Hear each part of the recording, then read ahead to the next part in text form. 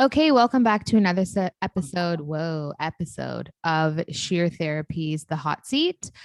It's Pam here, and we have, wow, Denise. That was Denise and Danny, Danny, whatever you want to call meet her. you. with an I, feminine. If you heard our last episode, you'll understand She, why her. Denise did that. That's She, her. Thank you. So today we're going to have something a little bit more practical, and we're going to talk about how to keep your credit clean. And credit is something very important that you should have.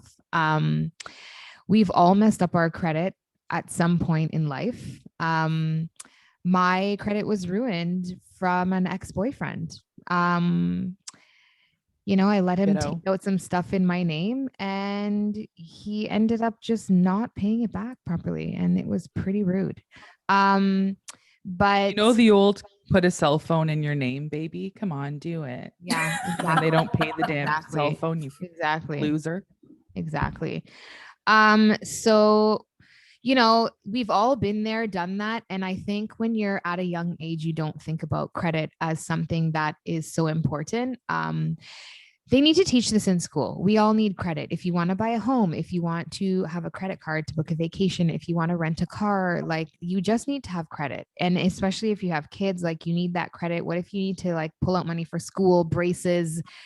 I don't know, your dog gets sick. Like credit is important. And you should take pride in it. Like it feels good to have good credit. Like you don't have obstacles that you have to face. And if you can't for some reason and whatever, or you got into a situation, sure, but that doesn't mean you can't fix it. So today we're going to talk to Danielle about some of the ways she rebuilt her credit in 10 months. And we can all attest to it. And Denise, she can add to that too. But Danielle, if you want to take it away, tell us your story. Yeah. So like you, I did the whole thing in my teens and 20s. When you start off life with perfect credit, your beginning adult life, perfect credit, and then you're like, okay, I'm gonna take out a cell phone, then I'm gonna get a credit card. Then you start dating a loser. And the loser's just like, baby, I need a cell phone. Take this out, put this in your name, give me this. And at the time you think, oh, that's my partner, that's my person. They're good for it. No, they're a loser. That's why they're doing that. Because they didn't have their own credit. It's different when a friend or family asks you, I'm in a hard time. Can you do this for me? It's different though when you're dating a loser and they're running through your credit. Like it's like you know what I mean? Like no respect. Anyway, I allowed it. Yeah.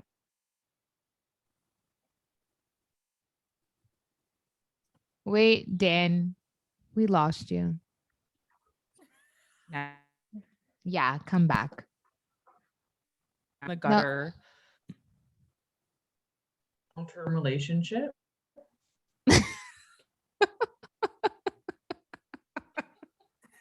Can you hear me? You know what? You know what it is? And I'm going to tell you what this is right now. Anytime we're trying to drop some gems for the public and serve the people and give back, the devil wants to come in and wants to stop us from our glory. Well, you know what? Rebuke, you know what? Satan, rebuke.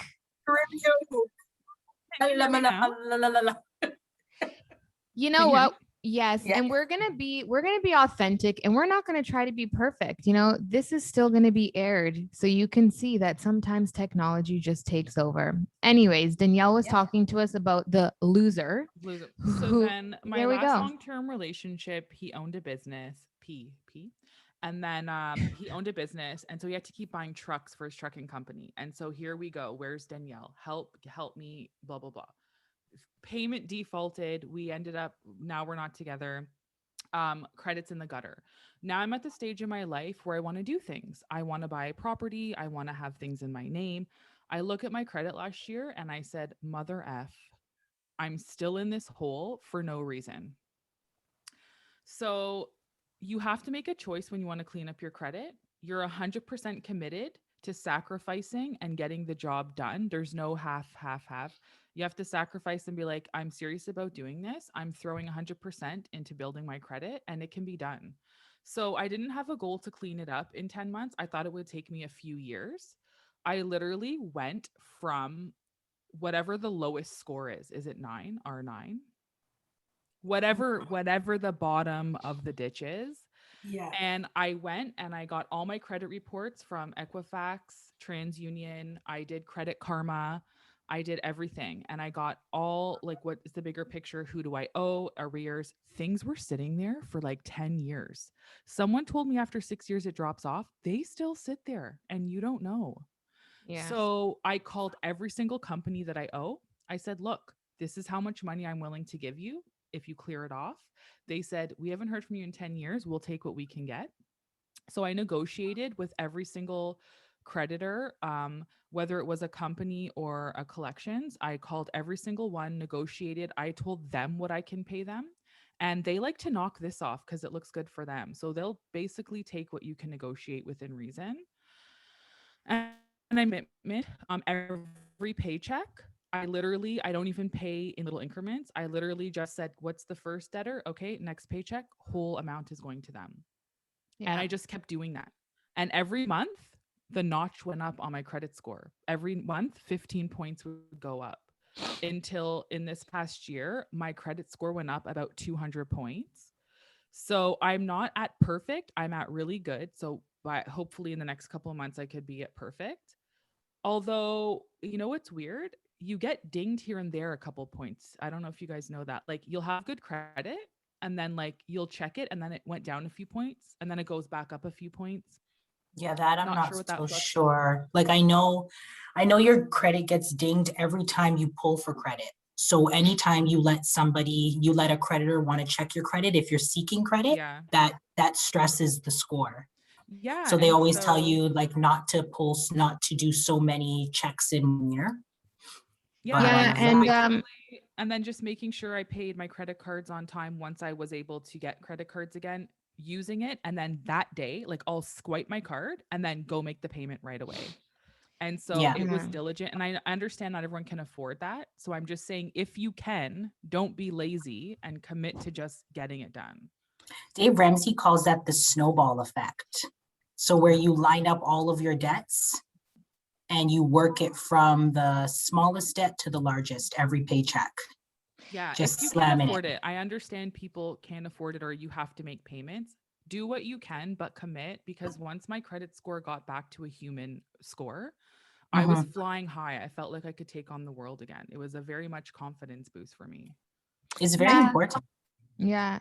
And like for just some stats on this. So if you're not familiar with Equifax is, I think, like our biggest you can go on their website, you can pull your credit reports, you can get details of exactly, and then you can just see you're actually entitled to pulling your credit score every 12 months for free. And so there's like ranges. So like if you're between 580 to 669 on the scale, you're considered fair. Anything under 580, that's considered not the greatest. From about 670 to 739, you're considered good.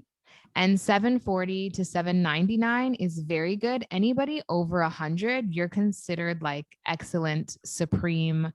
Kevin really had to help me with this, and he gave me some good points too, which is on like the same website. You can find all this information, but usually if you go apply for a mortgage or a loan, if you're under if you're like 580 to 669, you're seen as subprime. It's difficult to get a loan, or they're going to charge you like 14% interest because they know you're desperate. But there's some factors that impact your credit score. So paying your bills on time every single month. Sometimes people think, oh, but there's only $1.30 on it. Like it's okay. No, if you don't pay it on time, and even if you're late by a day, these can affect your credit scores. Paying off your debts as quickly as you can. So even if you know you have the grace period of like 30 days, whatever, doesn't matter if you can get to it earlier. So that's same thing like Danielle. That was one thing Kevin taught me is use your credit card for everything and then pay it off right away. Hi, Kalua. So basically, if you have cash in your hand, that's great, but go and get the credit card, use it and pay it right off. Another thing was keeping your credit card balance well below the limit. So if you have a card and it's a $5,000 limit, don't keep it sitting at 4,000 for months and months, because it to the creditors, it's like, why can't they pay down this balance?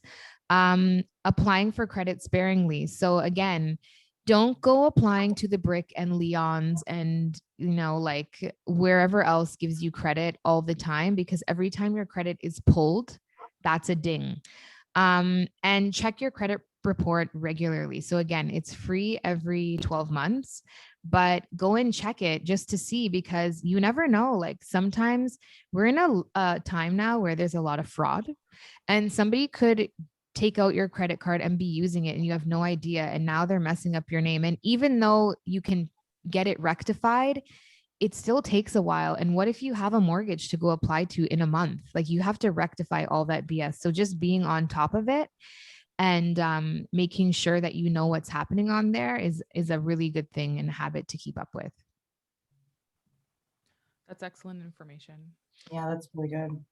But again, it's to each his own. And we had episode when we were talking about like investing and stuff. And if you're a renter, that's okay. If you can't invest right now, that's okay.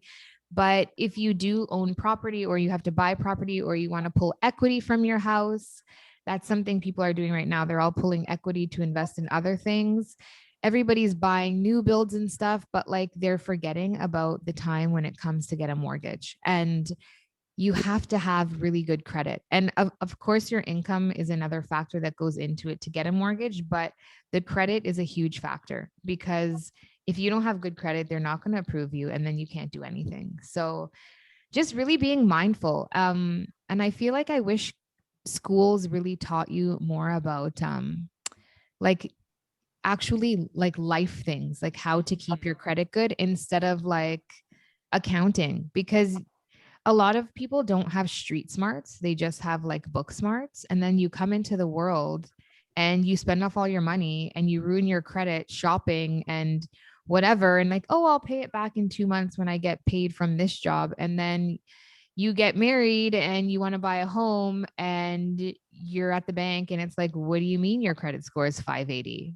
Like it's just something that you have to be mindful of, and they should really educate kids more on it.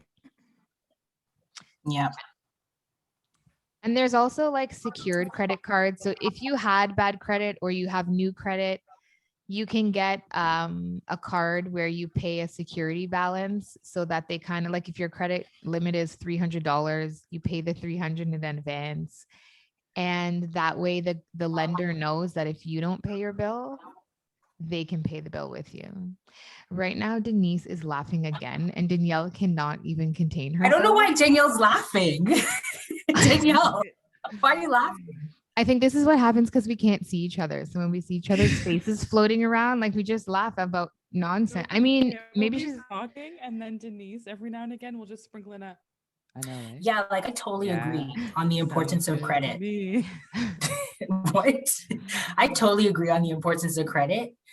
I started out in the reverse. Like I always had excellent credit. So like I used to have to, growing up, if I wanted to buy an item and I needed a loan, my dad would charge me interest. And that was in high school. Interesting. He would charge me interest.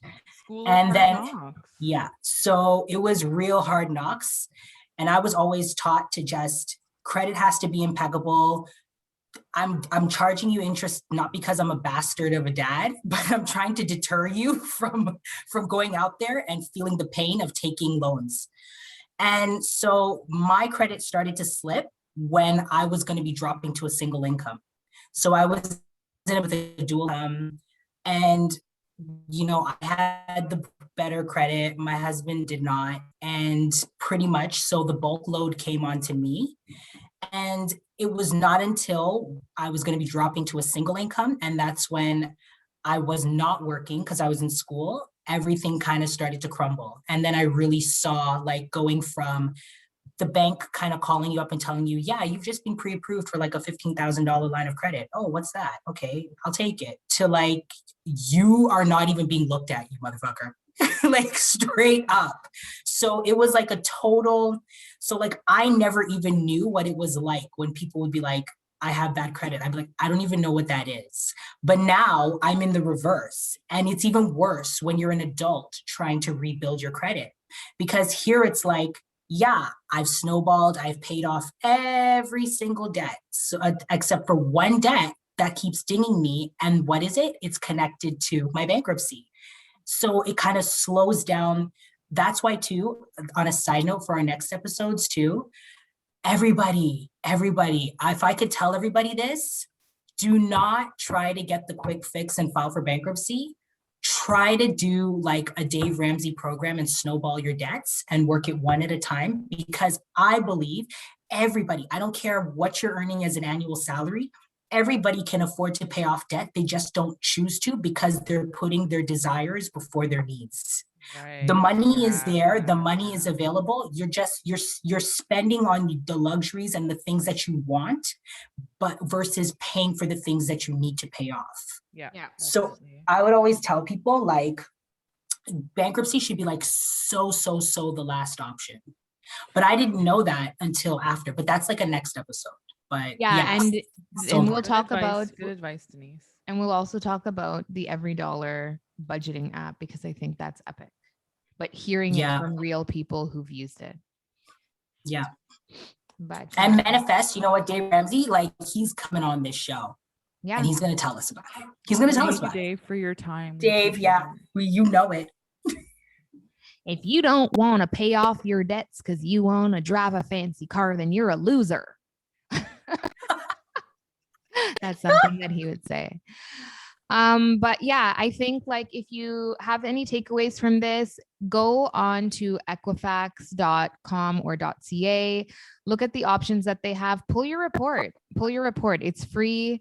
If you haven't done it in 12 months, there's also some bank accounts that actually pull your credit for you.